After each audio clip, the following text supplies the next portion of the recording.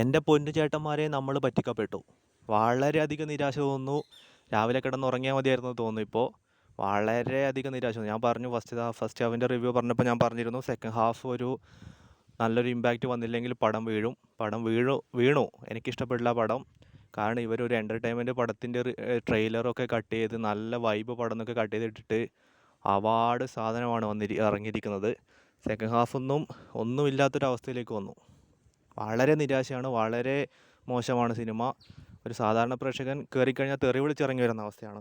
എനിക്കും വളരെയധികം നിരാശയുണ്ട്. കാരണം ഞാൻ ഒരുപാട് കാത്തിരുന്ന പടമാണ്. കാരണം ട്രെയിലറൊക്കെ വന്നപ്പോൾ നമുക്ക് ആ ഒരു വൈബ് കിട്ടിയതാണ്. പക്ഷേ അതിൻ്റെ പകുതി പോലും, മൂന്നിലൊന്ന് പോലും ഇല്ലാത്ത പടമാണ്. ഒന്നുമില്ല പടത്തിൽ, പ്രതീക്ഷിച്ച ഒന്നുമില്ല. വളരെ നിരാശയാണ്.